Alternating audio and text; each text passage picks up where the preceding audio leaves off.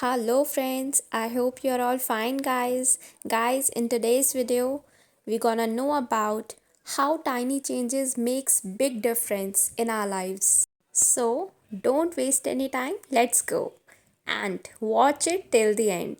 The fate of British cycling changed one day in 2003. The organization, which was the governing body of professional cycling in Great Britain, had recently hired David Brailsford as its new performance director.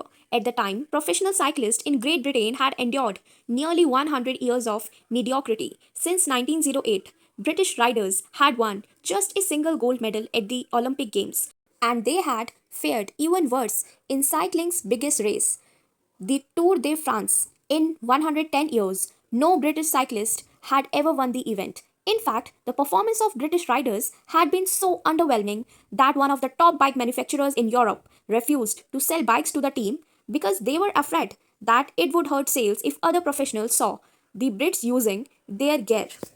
Brailsford had been hired to put British cycling on a new trajectory. What made him different from previous coaches was his relentless commitment to a strategy that he referred to as the aggregation of marginal gains, which was the philosophy of searching for a tiny margin of improvement in everything you do. Brailsford said, the whole principle came from the idea that if you broke down everything you could think of that goes into riding a bike and then improve it by 1%, you will get a significant increase when you put them all together.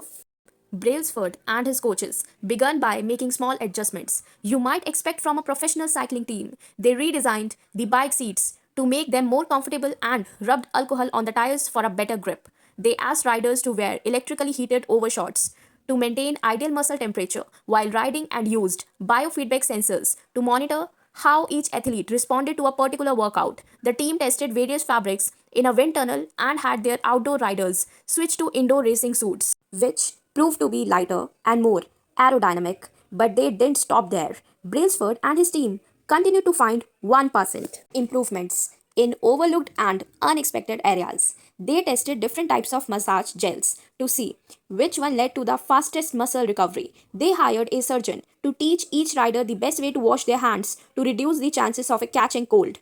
They determined the type of pillow and mattress that led to the best night's sleep for each rider. They even painted the inside of the team truck white, which helped them spot little bits of dust that would normally slip by unnoticed but could degrade the performance of the finely turned bikes. As these and hundreds of other small improvements accumulated, the results came faster than anyone could have imagined. Just few years after, Brailsford took over, the British cycling team dominated the road and track cycling events at the 2008 Olympic Games in Beijing, where they won an astounding 60% of the gold medals available. 4 years later, when the Olympic Games came to London, the Brits raised the bar as they set 9 Olympic records and 7 world records. That same year, Bradley Wiggins became the first British cyclist to win the Tour de France. The next year, his teammate Chris Froome won the race, and he would go on to win again in 2015, 2016, and 2017, giving the British team 5 Tour de France victories in 6 years. During the 10-year span from 2007 to 2017, British cyclists won 178 World Championships and 66 Olympic or Paralympic gold medals and captured 5 Tour de France victories in what is widely regarded as the most successful run in cycling history. How does it happen?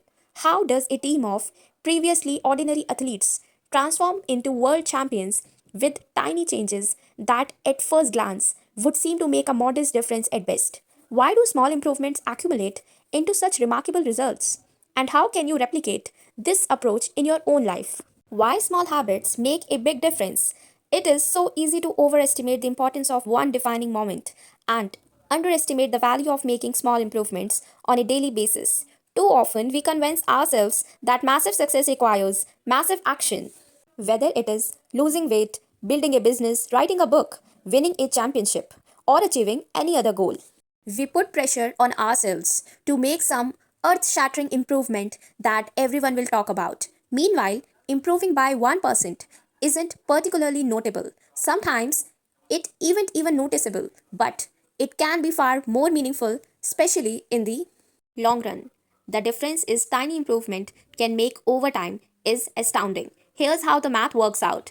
If you can get 1% better each day for 1 year, you will end up 37 times better by the time you are done. Conversely, if you get 1% worse each day 1 year, you will decline nearly down to zero when starts as a small win or a minor setback accumulates into something much more. Habits are the compound interest of self improvement. The same way that money multiplies through compound interest, the effects of your habits multiply as you repeat them.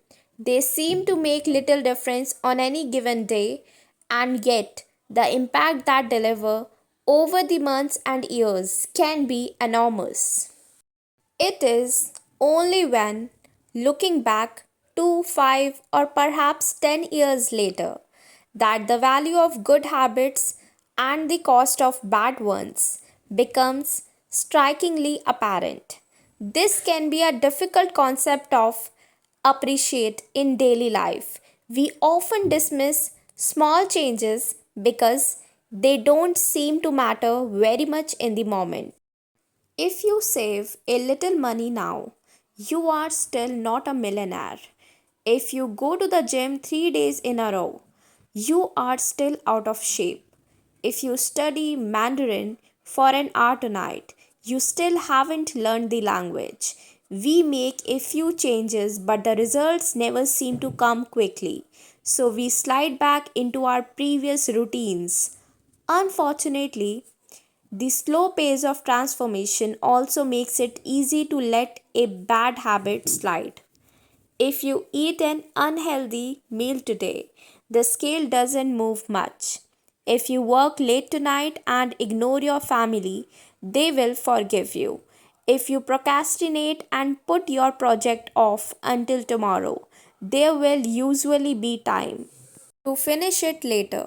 A single decision is easy to dismiss, but when we repeat 1% errors day after day by replicating poor decisions, duplicating tiny mistakes, and rationalizing little excuses, our small choices compound into toxic results. It's the accumulation of many missteps, a 1% decline here and there, that eventually leads to a problem. The impact created by a change in your habits is similar to the effect of shifting the route of an airplane by just a few degrees. Imagine you're flying from Los Angeles to New York City. If a pilot leaving from LAX adjusts the heading just 3.5 degrees south, you will land in Washington, D.C. instead of New York. Such a small change is barely noticeable. At takeoff, the nose of the airplane moves just a few feet, but when magnified across the entire United States, you end up hundreds of miles apart. Similarly, a slight change in your daily habits can guide your life to a very different destination. Making a choice that is 1% better or 1% worse seems insignificant in the moment, but over the span of moments that make up a lifetime, these choices determine the difference between who you are and who you could be. Success is the product of daily habits, not once in a lifetime transformations. That said, it doesn't matter how successful or unsuccessful you are right now. What matters is whether your habits are putting you on the path toward success. You should be far more concerned with your current trajectory than with your current results.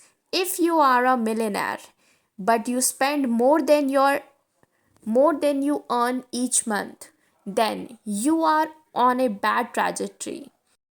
If your spending habits don't change, it's not going to end well.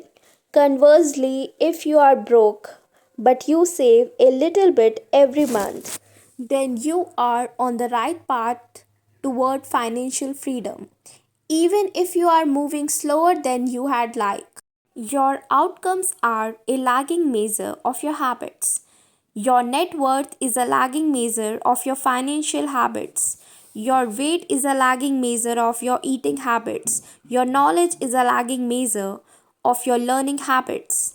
Your clutter is a lagging measure of your cleaning habits. You get what you repeat. If you want to predict where you will end up in life, all you have to do is follow the curve of tiny gains and tiny losses and see how your daily choices will compound 10 or 20 years down the line. Are you spending less than you earn each month? Are you making it into the gym each week? Are you reading books and learning something new each day? Tiny battles like these are the ones that will define your future self. Time magnifies the margin between success and failure. It will multiply whatever you feed it. Good habits make time your ally. Bad habits make time your enemy. Habits are a double edged sword. Bad habits can cut you down just as easily as good habits can build you up, which is why understanding the details is crucial. You need to know how habits work and how to design them to your liking so you can avoid the dangerous half of the blade. I hope now you all understand that how tiny changes make a big difference in our lives. So, yeah, that's all for today. Part 2 of this topic is coming very soon. So, stay tuned with me and thanks for watching.